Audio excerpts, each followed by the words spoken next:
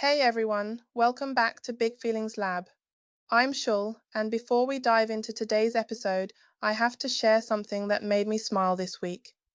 I got an email from one of our subscribers, let's call her Tasha, and she wrote, I keep hearing the word neurodivergent everywhere, but I honestly have no clue what it means. Am I supposed to know if I am one? How would I even tell? I feel like everyone else got a manual I didn't receive. Tasha, first of all, you're not alone. Second, that feeling of missing some kind of manual, that's actually something a lot of neurodivergent people experience. And third, you just gave me the perfect topic for today's episode. So buckle up because we're about to dive deep into neurodivergence, what it actually means, how to recognize it in yourself, and why understanding this might just be the missing piece of your personal puzzle. Now, before we start, I want you to grab a piece of paper or open your notes app. Seriously, do it right now. We're going to do some self-reflection exercises throughout this episode, and trust me, you'll want to write things down. Plus, if you're neurodivergent, there's a good chance you'll forget half of this by tomorrow if you don't take notes. Ready? Good. Let's start with the basics. So what is neurodivergence? The term was actually coined by sociologist Judy Singer in the late 1990s, and it's beautifully simple.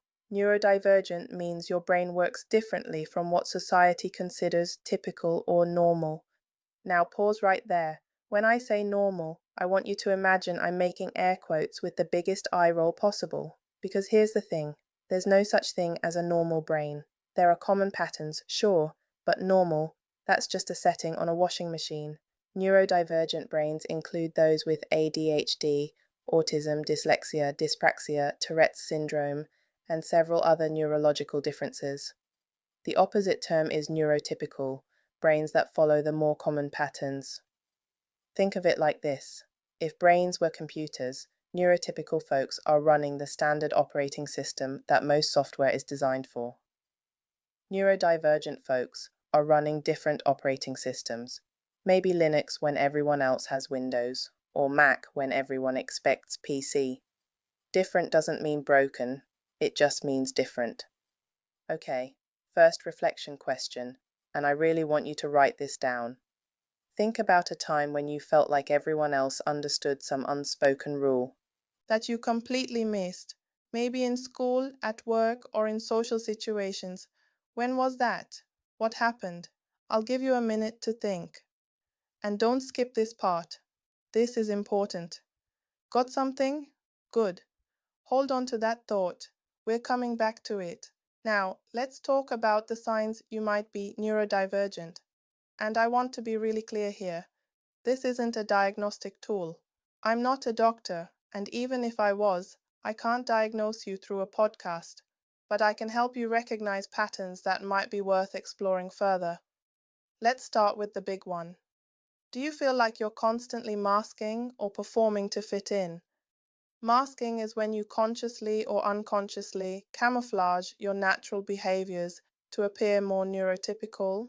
It might look like forcing eye contact when it feels uncomfortable, suppressing stims like fidgeting or rocking, or carefully studying social situations to figure out the right response. Here's a quick exercise. Think about how you act when you're completely alone versus how you act around other people. Is there a difference? How big is that difference? If you're neurodivergent, that difference might feel huge.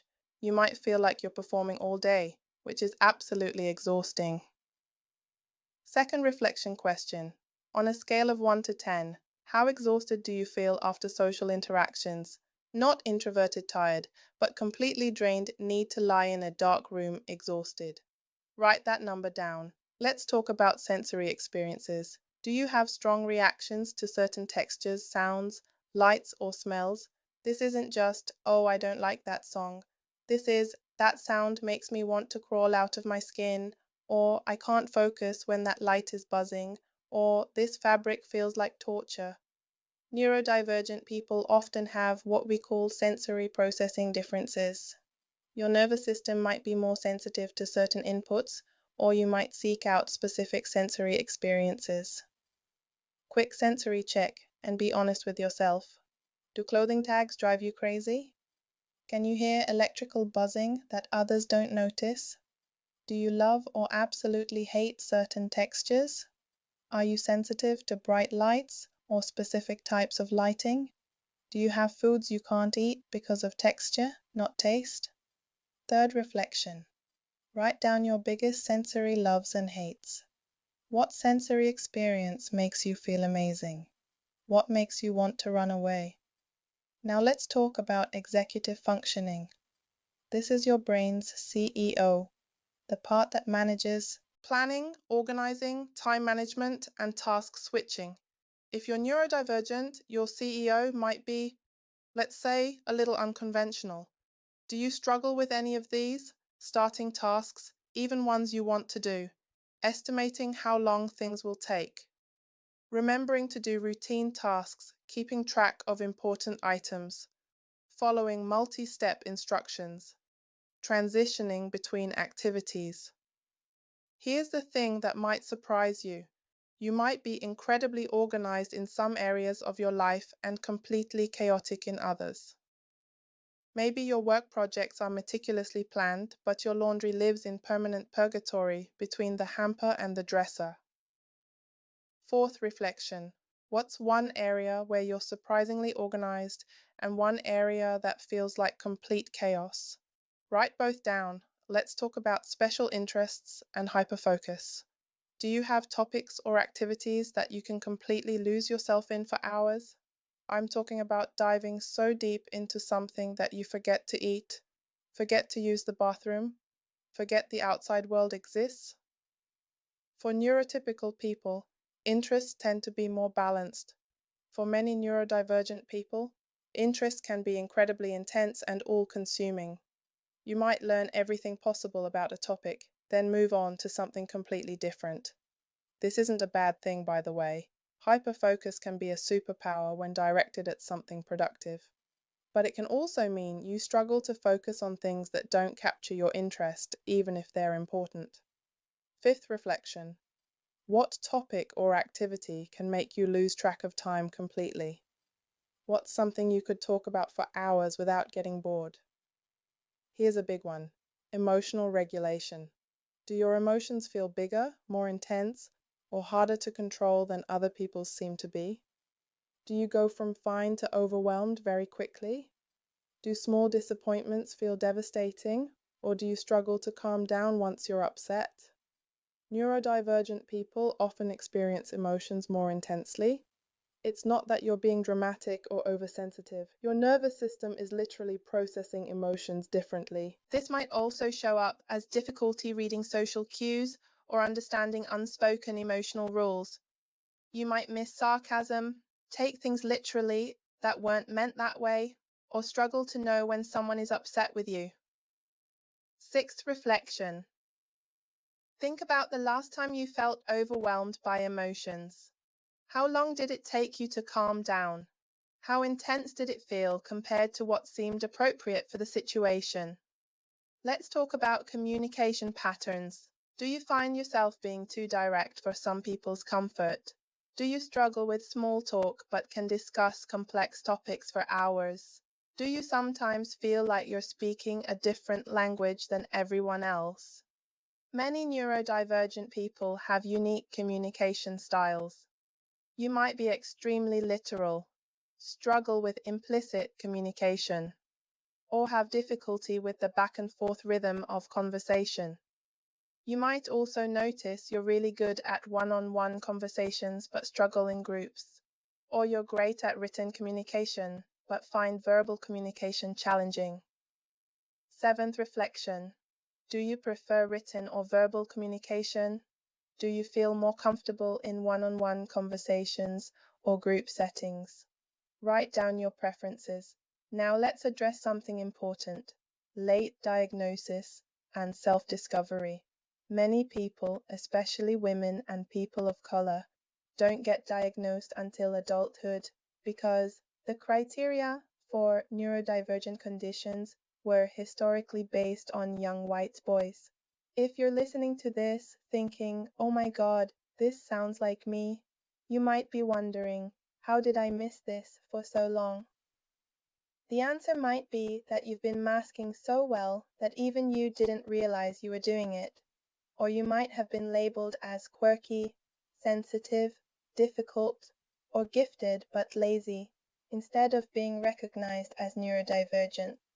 Here are some experiences common in late diagnosed neurodivergent people: feeling like an alien trying to understand human behavior, being told you're too sensitive or too intense, having a few very close friends rather than large social circles, being extremely successful in some areas while struggling with basic life skills, feeling exhausted by things that seem easy for others, having strong moral convictions and struggling when others don't share them. Eighth reflection. What labels have people used to describe you throughout your life? Were you the weird kid, the old soul, the perfectionist, the space cadet? Write down the recurring themes. Let's talk about relationships and social connections. Do you find relationships confusing or exhausting? Do you struggle to maintain friendships not because you don't care, but because the social maintenance feels overwhelming? Many neurodivergent people have intense, meaningful relationships with a few people rather than casual relationships with many. You might prefer deep conversations to small talk, and you might struggle with the unspoken rules of social reciprocity. You might also notice that you connect really well with other neurodivergent people even before you know they're neurodivergent. There's often a recognition, a sense of, oh, you get it, that happens. Ninth reflection. Think about your closest friends. Do they share any traits with you? Do they also feel like outsiders, have intense interests, or struggle with similar things? Now let's address the elephant in the room: self-diagnosis. Is it valid to consider yourself neurodivergent without a formal diagnosis? Here's my take. Absolutely. Formal diagnosis can be expensive, time-consuming, and isn't accessible to everyone. Plus, many professionals still don't recognize neurodivergence in adults, especially women and people of color. Self-recognition and self-advocacy can be incredibly valuable, even without formal diagnosis. Understanding yourself as neurodivergent can help you. Develop better coping strategies. Find community with other neurodivergent people, reduce self-criticism and shame. Advocate for accommodations you need. That said, formal diagnosis can be helpful for accessing services, accommodations, or medication if needed. The choice is yours. 10th reflection. How do you feel about the possibility that you might be neurodivergent? Relief, fear, confusion? Write down your honest reaction. Let's talk about what to do with this information. If you're sitting there thinking, holy crap, this might be me, what's next? First, take a breath. This isn't a crisis. If you've made it this far in life, you've clearly developed some coping strategies, even if you didn't realize that's what you were doing. Second, start researching, but be careful about your sources. Look for information from actually neurodivergent people, not just clinical descriptions. Follow neurodivergent creators on social media. Read books by neurodivergent authors. Listen to podcasts by and for neurodivergent people. Third, consider connecting with community. There are online communities, local support groups, and social groups for neurodivergent adults. Finding your people can be life-changing. Fourth, if you want to pursue formal evaluation, research professionals in your area who specialize in adult diagnosis and have good reviews from actually neurodivergent people. This might take time and money, but it can be worth it. Final reflection. What's one thing you want to explore further after this ConBlock 6 versation? What's one step you might take? Before we wrap up, I want to address some common concerns I hear. What if I'm just making excuses for my failures? Listen, understanding your brain better isn't making excuses. It's developing strategies. A fish isn't making excuses when it needs water instead of trying to climb a tree. What if people think I'm just jumping on a trend? Neurodivergence isn't a trend. It's a neurological reality. You don't need anyone else's permission to understand yourself better. What if I'm wrong and I'm just weird? First, weird is wonderful. Second, even if you're not neurodivergent, understanding yourself better is never a waste of time. What if this doesn't change anything? Understanding often changes everything, even when the external circumstances stay the same. Self-compassion is revolutionary. Let me tell you something important. If you recognize yourself in what we've talked about today, you're not broken. You're not defective. You're not less than. You might have a brain that works differently, and that difference might come with challenges, but it also comes with strengths.